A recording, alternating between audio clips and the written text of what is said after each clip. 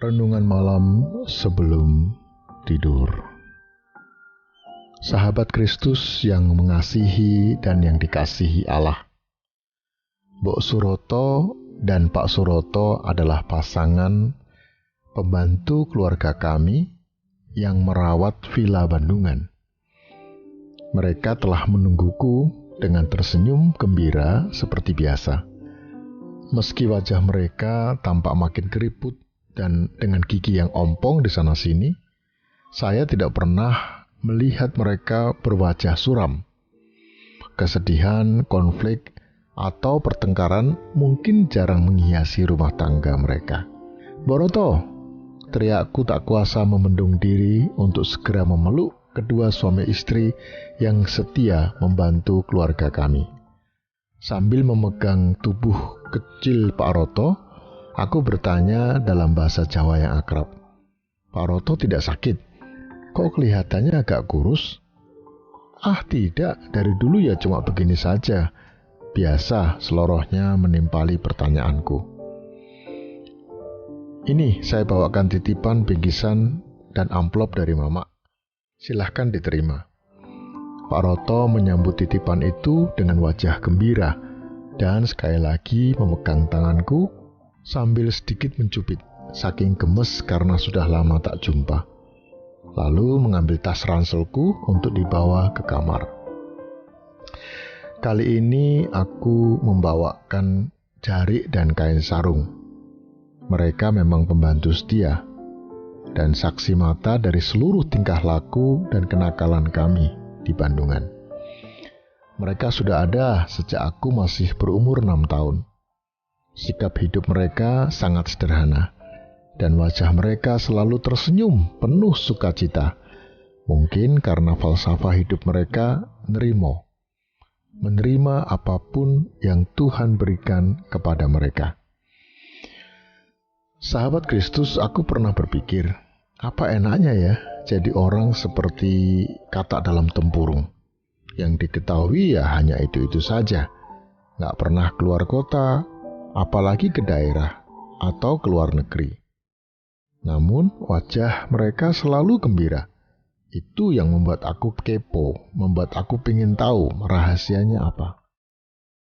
Setelah bersih-bersih, aku kembali menemui mereka yang sedang memasak sesuatu untukku. "Masak apa, Mbok?" tanyaku sambil melongok ke dapur. "Sop ayam sama sayur senangannya Sinyo dan ayam goreng di sambal Raden." Wah, perutku langsung lapar mendengar penjelasannya, membayangkan sedapnya masakan itu.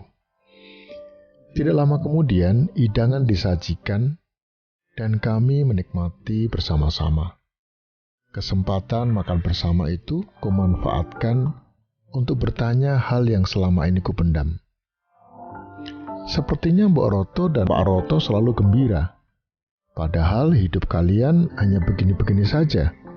Apa enaknya sih hidup seperti ini? Tanyaku dalam bahasa Jawa yang campur aduk. "Ya, seperti inilah keadaannya, mau apa lagi? Yang penting ikhlas, apa saja yang diberikan Tuhan. Resepnya hanya ini, berserah saja, hidup berserah, mati ya berserah, apalagi?" jawab Pak Roto dengan sangat lembut dan penuh penyerahan. Setiap hari hanya itu-itu yang mereka kerjakan. Namun yang menarik bagiku, ada faktor X sangat penting yang membuat mereka bahagia. Mereka hidup, meski hidup mereka seakan-akan monoton, mereka dapat merasakan kehadiran Tuhan. Dan secara luar biasa pula, Tuhan memberi kenyamanan dan ketenangan kepada mereka. Mereka tidak perlu hidup penuh dinamika dalam menghadapi pasang surutnya kehidupan. Mereka tidak merasa perlu mengejar sesuatu. Karena itu mereka tidak stres. Mereka menerima apa adanya dengan rasa syukur dan sukacita.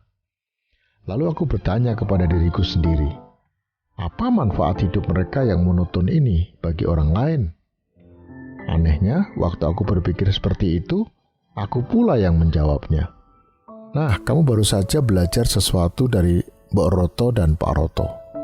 Ternyata orang juga bisa menikmati kehadiran Tuhan dalam kesederhanaan, dalam ketulusan dan keikhlasan.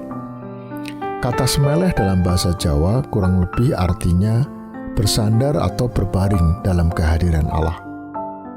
Banyak orang mencari kebahagiaan di mana-mana dan mengupayakan dengan kerja keras dan menghadapi berbagai tantangan. Namun tidak demikian dengan Simbok dan Pak Roto. Mereka sudah bahagia dengan keadaan mereka. Sungguh saya belajar suatu hal berharga tentang wujud kehidupan ini melalui pasangan Suroto yang sederhana ini, yaitu setiap orang perlu bersandar pada suatu kuasa di luar dirinya. Karena ada banyak hal yang merupakan misteri dalam kehidupan ini. Dalam memilih kuasa tersebut, pastikan bahwa kita mengetahui kepada siapa kita mempercayakan diri kita. Mari kita berdoa. Ada banyak kuasa, ada banyak suara, ada banyak gembala yang setiap hari berbisik dan memanggil kami.